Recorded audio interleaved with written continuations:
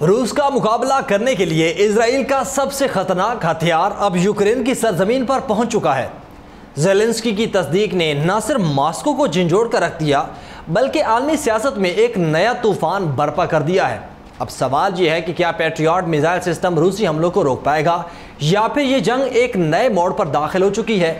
آج کے اس ولاگ میں اس پر تفصیلی بات کریں گے۔ آپ دیکھ رہے ہیں 92 نیوز ڈیجیٹل اور میں ہوں آپ کے ساتھ وقاص فاروق۔ تو ویورز، روس کا مقابلہ کرنے کے لیے اسرائیل نے اپنا خطرناک ہتھیار یوکرین بھیج دیا ہے۔ صدر زیلنسکی نے مزید بتایا کہ یوکرین کو جلد ہی 2 مزید پیٹریاٹ سسٹم ملنے کی امید ہے۔ دی یروشلم پوسٹ کے مطابق زیلنسکی نے ہفتے کے روز تصدیق کی ہے کہ یوکرین کو اسرائیل کی جانب سے پیٹریاٹ میزائل دفاعی نظام موصول ہو چکا ہے اور ملک میں تعینات بھی کر دیا گیا۔ اسرائیلی میڈیا رپورٹس کے مطابق یہ بیان ایک اہم پیش رفت ہے کیونکہ اس سے قبل اسرائیلی وزارت خارجہ ان دعووں کی تردید کر چکی تھی۔ برطانوی خبر رساں ادارے رائٹرز کے مطابق صدر زیلنسکی نے مزید بتایا کہ یوکرین کو جلد ہی 2 مزید پیٹریاٹ سسٹم ملنے کی امید ہے۔ صدر زیلنسکی کا یہ بیان ایسے وقت میں سامنے آیا جب جون 2025 میں اسرائیلی وزارت خارجہ نے یوکرینی نیوز آؤٹ لیٹ کو بتایا تھا کہ پیٹریاٹ سسٹم یوکرین کو نہیں دیے گئے۔ یہ وضاحت اس وقت دی گئی تھی جب یوکرین میں اسرائیلی سفیر مائیکل بروتسکی نے ایک انٹرویو میں کہا تھا کہ یہ سسٹم یوکرین منتقل کیے جا چکے ہیں۔ تاہم اسرائیلی سفیر بروتسکی نے یوکرینی بلاگر مارچکا وود بینکو کو دیے گئے انٹرویو میں کہا تھا کہ پیٹریاٹ سسٹم نے ہمیں 1990 کی دہائی کے اوائل میں خلیجی جنگ کے دوران بچایا تھا جب ہمیں یہ امریکہ سے ملا تھا، اور اب یہ سسٹم یوکرین میں موجود ہے۔ ہم نے یوکرین کو یہ سسٹم دینے پر اتفاق کیا تھا اور بدقسمتی سے ہم نے اس بارے میں زیادہ بات نہیں کی۔ لیکن جب لوگ کہتے ہیں کہ اسرائیل نے فوجی مدد نہیں دی تو یہ درست نہیں۔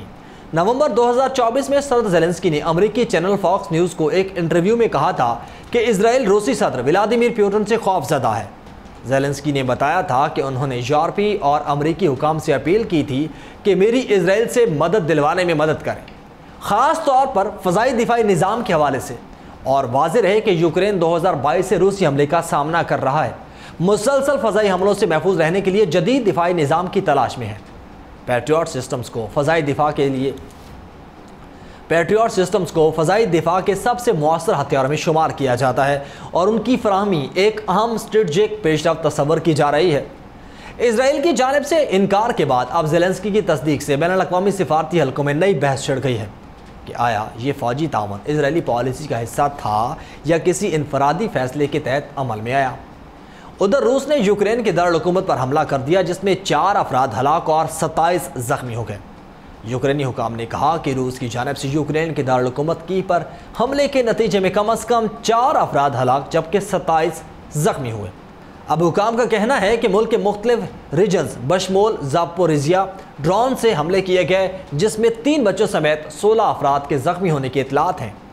یوکرین کی وزارت خارجہ نے دعویٰ کیا کہ تازہ حملے میں سینکڑوں ڈرون اور میزائل استعمال کیے گئے۔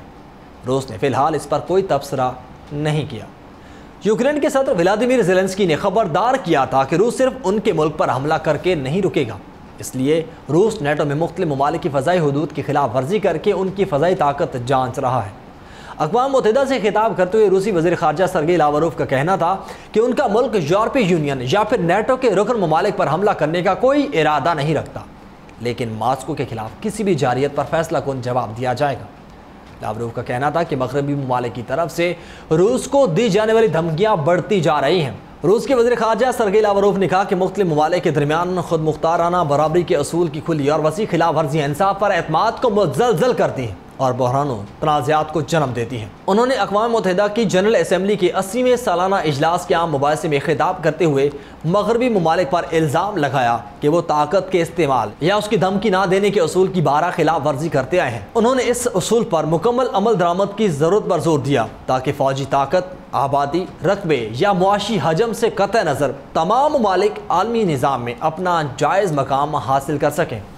انہوں نے کہا کہ آج اسرائیل کا فلسطینیوں کے خلاف طاقت کا غیر قانونی استعمال اور ایران، قطر، یمن، لبنان، شام اور عراق کے خلاف جارحانہ اقدامات پورے مشرق وسطیٰ کو سنگین خطرے سے دوچار کر رہے ہیں۔ روس نے 7 اکتوبر 2023 کو اسرائیلی شہریوں پر حماس کے حملے کی مذمت کی تھی۔ نہ تو اسرائیلی شہریوں کے وحشیانہ قتل عام کا کوئی جواز ہے اور نہ ہی دہشت گردی یا غزہ میں فلسطینیوں کو اجتماعی سزا دینے کا کوئی جواز پیش کیا جا سکتا ہے۔ جہاں بچوں کو بمباری اور بھوک سے مارا جا رہا ہے، اسپتال اور سکول تباہ کیے جا رہے ہیں اور لاکھوں لوگ بے گھر ہو رہے ہیں۔ انہوں نے بعض مغربی حکومتوں کے ریاست فلسطین کو تسلیم کرنے کا تذکرہ کرتے ہوئے سوال اٹھایا کہ ان ممالک نے چند ماہ پہلے اس ارادے کا اعلان کیا تھا، لیکن اس پر عمل درآمد میں اس قدر تاخیر کیوں کی گئی؟ صاف ظاہر ہے کہ انہیں امید تھی شاید جلد ہی ایسا کچھ باقی ہی نہ رہے جسے تسلیم کرنا پڑے۔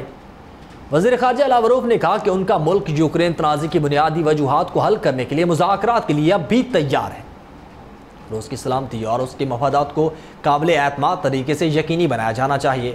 یوکرین کی حکومت کے زیر انتظام علاقوں میں روسی عوام اور روسی زبان بولنے والے افراد کے حقوق بحال ہونا چاہیے اور ان کا مکمل احترام کیا جائے۔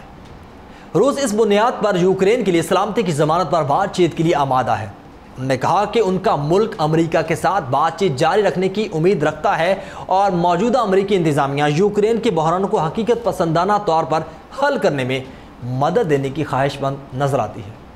روس اور امریکہ پر عالمی صورتحال کے حوالے سے خصوصی ذمہ داری عائد ہوتی ہے اور دونوں ممالک کو ایسے خطرات سے بچنے کے لیے کام کرنا چاہیے جو انسانیت کو کسی نئی جنگ کی طرف دھکیل سکتے ہیں۔ روسی وزیر خارجہ نے کہا کہ دنیا میں موجود طاقت کا موجودہ توازن اس توازن سے بنیادی طور پر مختلف ہے جو 80 سال قبل قائم کیا گیا تھا۔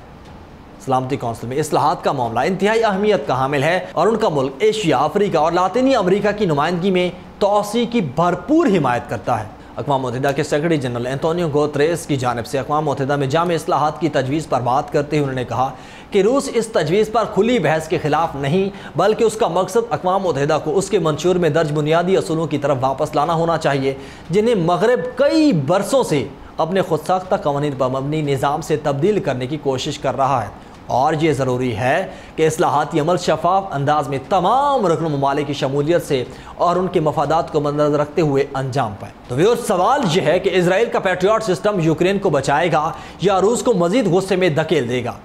یہ کھیل صرف یوکرین اور روس کا نہیں بلکہ پوری دنیا کی سیاست کا ہے۔